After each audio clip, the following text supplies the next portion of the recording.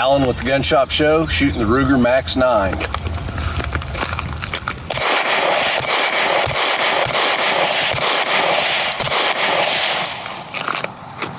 Pretty smooth, 6 rounds, no problems. This is Logan with the Gun Shop Show. We got that Ruger Max-9 up next. Let's shoot it, see how it does.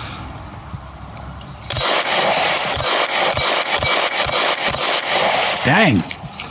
Guys, it's getting pretty freaking hot out here. Mm-hmm. It was This is Trevor with the Gun Shop Show. Today we're shooting the Ruger Max-9. Let's see how she do. Yep. It's street language.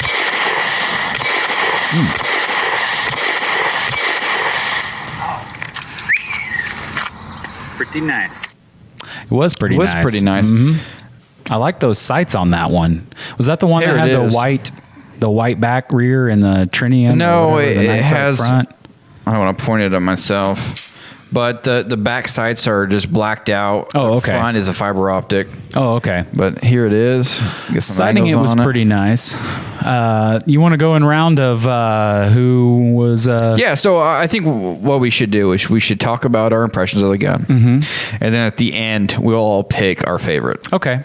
Well, Alan shot first. Alan, you want to talk about that thing first? So yeah, the Ruger, I mean, it's kind of the working man's gun, you know. It's not a high cost gun. It's very reasonably priced. You know, Ruger's got a reputation of being very reliable. I remember being a kid, you know, and having Ruger rifles and different Ruger firearms, and the Ruger's always been a good gun. And I'm a little partial, you know, because I have one. I have the Max-9. Yeah, that was your personal Max-9. It was. Okay. And so I'm kind of partial towards that one, but I thought it shot well. Compared to some of the other guns, I think it's right there with them. Right. Cool. Trevor, you want to talk about your impressions? Sure. I overall didn't have any major beef with that firearm, other than the things I didn't care much about the trigger. The trigger was a little too loose for my taste. But I mean, I agree with you guys strictly from the standpoint of I've heard you all talk about the Ruger. When you say loose, yeah, well, what do you mean? There's play in it. And it may just be that specific one. I'm not sure. You mean the side-to-side play? Yeah, more than all of the others. The other ones don't do that. Yeah, if you're listening on the radio, the Ruger uses essentially their LC9 trigger, which is a curved blade trigger with a safety here. But it does have some side-to-side play. If I move it left and right, it does move a little bit. I would maybe comparing some of the others, the Sig and the Hellcat especially. There's more meat between the fulcrum point and the trigger, the actual trigger, yeah, the blade. The Max-9 trigger is kind of dainty in a way. That could be a little bit of what's causing that. But other than that, the grip, I felt good about the grip on it. My obviously hands are relative in size for sure. But I felt good about the grip. And I mean, what I really can compare this to is my 365, because that's the one that I've fired the most. But overall, that firearm, I would recommend that firearm because it's a good price point gun. Overall, you get the Ruger warranty, which they have great customer service from what I've heard. I've never actually experienced it firsthand. It's fantastic. I don't know if you guys know this, but I work in a gun store. And so, yeah, what? I know. It's hard to imagine. You're like, that guy? Wait, you work here? Yeah. Oh, great. Still. I thought he just came in for lunch. I never left. I've just been lunching I hardly ever 6 see years, you. right? But overall, man, if that had been out by the time I was ready to purchase, I probably would have purchased that over the 365. No offense, Sig, but I am a price point guy, and Ruger does have the reliability. So you getting? I'm gonna give them. Okay. 4 out of 5 stars on that, guys. It's pretty good. You know what? We need to do better than that. Let's do 4 out of 5 rounds of ammunition. 4 out of 5 rounds. I don't know. I like that. No, I'm trying to make a gun I thing. like that. I like that. Let us know in the you. comments if you like that as well. If you're watching on Facebook. Yeah, tear me apart. or YouTube. So Logie, my impressions. Yeah, my impressions. First, I want to talk about the value you're getting here. Right. I think that's the most important part of this is that you're getting a micro compact pistol the Ruger Max-9 here for about $400. Right. Which beats the competition already. Well, until we get to the GX4. But it beats the competition. Everything okay there? Beats the competition on price. And something you don't get with all the other micro compacts is What's that? It's optic cut. Top here, it's already ready for a red dot. It's already ready for a red dot. Now, if you get that in any of the other micro compact pistols, it's going to cost you an extra $80 to $100. Well, what the Sig SAS, is that the one that's optic ready, or is it the XL? The P365. It's the P365 XL and their new P365X. X. Okay, so those have been released that have the removable plates for the optics. Yes. And even those are not considerably, but they are more expensive than just the standard P365. So Ruger, out of the gate, just like, we're doing this, and you win. Yep. So you're getting a $400 micro compact pistol that holds, I believe, 10 rounds. 10 rounds. 10 rounds Plus one. Plus one in the chamber. I mean, pretty much anything that has a magazine capacity and also has a plus one, right? optic cut, and that's a big deal for me.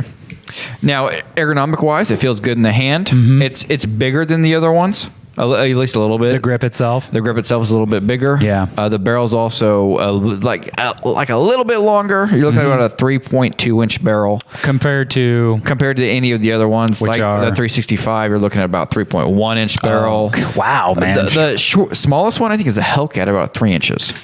Now, that doesn't make much of a difference, but it does help. You're talking about a quarter. This much with accuracy. You get a longer sight radius, which means it's easier to be accurate. Guys, I'm having the strangest case of deja vu right now. I just had to tell you that. What's going on? I don't know, man. Like, I feel like we've done this before. Not literally. Sorry. Go ahead. I interrupted. You okay? Yeah. You okay? I'm falling apart over here. So ergonomics, it feels good in the hand. The trigger, not the best one I felt, but it's definitely passable. It's definitely usable. Yeah. There's a nice kind of like, you can take up some of the creep or release some of the slack in the trigger, and you have a nice, like, you can stage the trigger. Yeah. And so when I shot it, that's what I did. Pull the trigger back until you know it's going to break, and then it's a nice break. I keep forgetting to pay attention to that when we shoot. So next time we should create a list or remind me to pay attention to that, because I want to be able to comment on that creep. I know some of them it's an issue. Yeah. Can you replace the trigger in that? Would you be able to if you wanted to? Not currently, but there's usually an aftermarket trigger for pretty much any of the popular handguns. So I'm sure someone's going to come out with something. Yeah. Talking about the trigger on the Ruger, but on all the subcompacts, the trigger pull is very good for someone who's not a real avid shooter. Yeah. You know, every one of them, they've got I don't know, what is it, about a 3-pound pull, you think, Logan? I mean, it may be usually less. it's probably more, honestly. You think it's more? Yeah, usually for the micro compact pistols, your carry pistols, you're going to have at least a 4 to 5 pound trigger, just so it's a little safer to carry. Yeah. You're probably looking at about, without a gauge, I don't know, around 4 pounds. Yeah. But it's a nice 4 pounds.